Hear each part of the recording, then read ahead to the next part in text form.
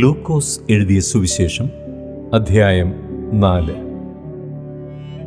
യേശു പരിശുദ്ധാത്മാവ് നിറഞ്ഞവനായി യോർദാൻ വിട്ടു മടങ്ങി. ആത്മാവ് അവനെ മരുഭൂമിയിലേക്ക് നടത്തി. പിശാച് അവനെ 40 ദിവസം പരീക്ഷിച്ചുകൊണ്ടിരുന്നു. ആ ദിവസങ്ങളിൽ അവനൊന്നും ഭക്ഷിച്ചില്ല. അവ കഴിഞ്ഞപ്പോൾ അവൻ വിശന്നു. അപ്പോൾ പിശാച് അവനോട്, നീ ദൈവപുത്രനെങ്കിൽ ഈ കല്ലിനോട് അപ്പമായി തീരുവാൻ കൽപ്പിക്ക എന്നു പറഞ്ഞു. യേശു അവനോട്, മനുഷ്യൻ അപ്പം കൊണ്ട് മാത്രമല്ല ജീവിക്കുന്നത് എന്ന് എഴുതിയിരിക്കുന്നു എന്ന് ഉത്തരം പറഞ്ഞു. പിന്നെ പിശാച് അവനെ മേലോട്ട് കൂട്ടിക്കൊണ്ടുപോയി ലോകത്തിലെ സകല രാജ്യങ്ങളെയും ക്ഷണനേരത്തിൽ അവന് കാണിച്ചു. ഈ അധികാരമൊക്കെയും അതിൻ്റെ മഹത്വവും നിനക്ക് തരാം. അത് എങ്കലേൽപ്പിച്ചിരിക്കുന്നു. എനിക്ക് മനസ്സുള്ളവന് ഞാൻ കൊടുക്കുന്നു.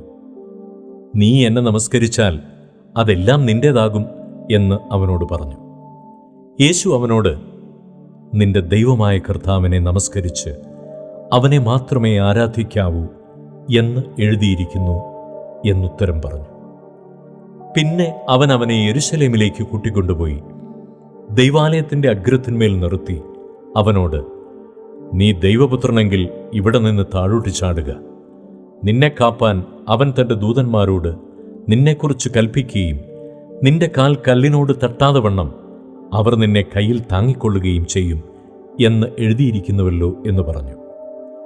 യേശു അവനോട്, നിന്റെ ദൈവമായ കർത്താവിനെ പരീക്ഷിക്കരുത് എന്നരുളി ചെയ്തിരിക്കുന്നു എന്ന് ഉത്തരം പറഞ്ഞു. അങ്ങനെ പിശാച് സകല പരീക്ഷയും തികച്ച ശേഷം കുറെ കാലത്തേക്ക് അവനെ വിട്ടുമാറി. യേശു ആത്മാവിൻ്റെ ശക്തിയോടെ ഗലീലയ്ക്ക് മടങ്ങിച്ചെന്നു.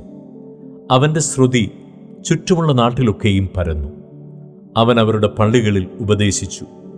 എല്ലാവരും അവനെ പ്രശംസിച്ചു. അവൻ വളർന്ന നസറത്തിൽ വന്നു. ശബ്ബത്തിൽ തൻ്റെ പതിവ് പോലെ പള്ളിയിൽ ചെന്ന് വായിപ്പാൻ എഴുന്നേറ്റ് നിന്നു. യെശയ്യാ പ്രവാചകന്റെ പുസ്തകം അവന് കൊടുത്തു. അവൻ പുസ്തകം വിടർത്തി, ദരിദ്രന്മാരോട് സുവിശേഷം അറിയിപ്പാൻ കർത്താവ് എന്നെ അഭിഷേകം ചെയ്യുകയാൽ അവൻ്റെ ആത്മാവ് എൻ്റെ മേലുണ്ട്. ബദ്ധന്മാർക്ക് വിടുതലും കുരുടന്മാർക്ക് കാഴ്ചയും പ്രസംഗിപ്പാനും പീഡിതന്മാരെ വിടുവിച്ചയപ്പാനും കർത്താവിൻ്റെ പ്രസാദവർഷം പ്രസംഗിപ്പാനും എന്നെ അയച്ചിരിക്കുന്നു എന്ന് എഴുതിയിരിക്കുന്ന സ്ഥലം കണ്ടു. പിന്നെ അവൻ പുസ്തകം മടക്കി ശുശ്രൂഷക്കാരന് തിരികെ കൊടുത്തിട്ട് ഇരുന്നു. പള്ളിയിലുള്ള എല്ലാവരുടെയും കണ്ണ് അവങ്കിൽ പതിഞ്ഞിരുന്നു. അവൻ അവരോട്, ഇന്ന് നിങ്ങൾ എൻ്റെ വചനം കേൾക്കയിൽ ഈ തിരുവെഴുത്തിന് നിവൃത്തി വന്നിരിക്കുന്നു എന്ന് പറഞ്ഞു തുടങ്ങി. എല്ലാവരും അവനെ പുകഴ്ത്തി. അവൻ്റെ വായിൽ നിന്ന് പുറപ്പെട്ട ലാവണ്യ വാക്കുകൾ നിമിത്തം ആശ്ചര്യപ്പെട്ടു. ഇവൻ യോസേഫിൻ്റെ മകനല്ലയോ എന്ന് പറഞ്ഞു. അവൻ അവരോട്, വൈദ്യ, നിന്നെ തന്നെ സൗഖ്യമാക്കുക എന്നുള്ള പഴഞ്ചൊല്ലും കഫർന്നഹൂമിൽ ഉണ്ടായി കേട്ടതെല്ലാം ഈ നിന്റെ പിതൃനഗരത്തിലും ചെയ്യുക എന്നും നിങ്ങൾ എന്നോട് പറയും നിശ്ചയം. ഒരു പ്രവാചകനും തൻ്റെ പിതൃനഗരത്തിൽ സമ്മതനല്ല എന്ന് ഞാൻ സത്യമായിട്ട് നിങ്ങളോട് പറയുന്നു എന്ന് പറഞ്ഞു. ഏലിയാവിൻ്റെ കാലത്ത് ആകാശം 3 ആണ്ടും 6 മാസവും അടഞ്ഞിട്ട് ദേശത്തെങ്ങും മഹാക്ഷാമം ഉണ്ടായപ്പോൾ ഇസ്രായേലിൽ പല വിധവമാരുണ്ടായിരുന്നു എന്ന് ഞാൻ യഥാർത്ഥമായി നിങ്ങളോട് പറയുന്നു. എന്നാൽ സീദോനിലെ സരപ്തയിൽ ഒരു വിധവയുടെ അടുക്കിലേക്കല്ലാതെ അവരിൽ ആരുടെയും അടുക്കിലേക്ക് ഏലിയാവിനെ അയച്ചില്ല. ഔവണ്ണം ഏലീശാ പ്രവാചകന്റെ കാലത്ത് ഇസ്രായേലിൽ പല കുഷ്ഠരോഗികളുണ്ടായിരുന്നു. സുറിയാക്കാരനായ നയമാനല്ലാതെ അവരാരും ശുദ്ധമായില്ല എന്നും അവൻ പറഞ്ഞു. പള്ളിയിലുള്ളവർ ഇത് കേട്ടിട്ട് എല്ലാവരും കോപം നിറഞ്ഞവരായി എഴുന്നേറ്റു. അവനെ പട്ടണത്തിന് പുറത്താക്കി അവരുടെ പട്ടണം പണിതിരുന്ന മലയുടെ വക്കോളം കൊണ്ടുപോയി തലകീഴായി തള്ളിയിടുവാൻ ഭാവിച്ചു. അവനോ അവരുടെ നടുവിൽ കൂടി കടന്നുപോയി. അനന്തരം അവൻ ഗലീലയിലെ ഒരു പട്ടണമായ കഫർന്നഹൂമിൽ ചെന്ന് ശബ്ബത്തിൽ അവരെ ഉപദേശിച്ചു പോന്നു. അവൻ്റെ വചനം അധികാരത്തോടെ ആകയാൽ അവർ അവൻ്റെ ഉപദേശത്തിൽ വിസ്മയിച്ചു. അവിടെ പള്ളിയിൽ അശുദ്ധഭൂതം ബാധിച്ച ഒരു മനുഷ്യൻ ഉണ്ടായിരുന്നു. അവൻ നസ്രായനായ യേശുവേ, വിടു, ഞങ്ങൾക്കും നിനക്കും തമ്മിൽ എന്ത്? ഞങ്ങളെ നശിപ്പിപ്പാൻ വന്നിരിക്കുന്നുവോ? നീ ആരെന്ന് ഞാൻ അറിയുന്നു, ദൈവത്തിൻ്റെ പരിശുദ്ധൻ തന്നെ എന്ന് ഉറക്കെ നിലവിളിച്ചു. മിണ്ടരുത്, അവനെ വിട്ടുപോക എന്ന് യേശു അതിനെ ശാസിച്ചപ്പോൾ ഭൂതം അവനെ നടുവിൽ തള്ളിയിട്ട് കേട് ഒന്നും വരുത്താതെ അവനെ വിട്ടുപോയി. എല്ലാവർക്കും വിസ്മയമുണ്ടായി.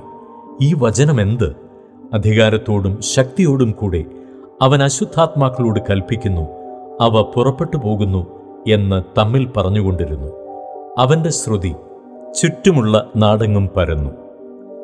അവൻ പള്ളിയിൽ നിന്ന് ഇറങ്ങി ശിമോന്റെ വീട്ടിൽ ചെന്നു. ശിമോന്റെ അമ്മാവിയമ്മ കഠിന ജ്വരം കൊണ്ട് വലഞ്ഞിരിക്കിയാൽ അവർ അവൾക്കു വേണ്ടി അവനോട് അപേക്ഷിച്ചു. അവൻ അവളെ കുനിഞ്ഞു നോക്കി ജ്വരത്തെ ശാസിച്ചു. അത് അവളെ വിട്ടുമാറി. അവൾ ഉടനെ എഴുന്നേറ്റ് അവനെ ശുശ്രൂഷിച്ചു. സൂര്യൻ അസ്തമിക്കുമ്പോൾ നാനാവ്യാധികൾ പിടിച്ച ദീനക്കാർ ഉള്ളവരൊക്കെയും അവരെ അവൻ്റെ അടുക്കൽ കൊണ്ടുവന്നു. അവൻ ഓരോരുത്തിൻ്റെയും മേൽ കൈവച്ച് അവരെ സൗഖ്യമാക്കി. പലരിൽ നിന്നും ഭൂതങ്ങൾ നീ ദൈവപുത്രനായ ക്രിസ്തു എന്ന് നിലവിളിച്ചു പറഞ്ഞുകൊണ്ട് പുറപ്പെട്ടുപോയി. താൻ ക്രിസ്തു എന്ന് അവ അറിക കൊണ്ട് മിണ്ടുവാൻ അവൻ സമ്മതിക്കാതെ അവയെ ശാസിച്ചു.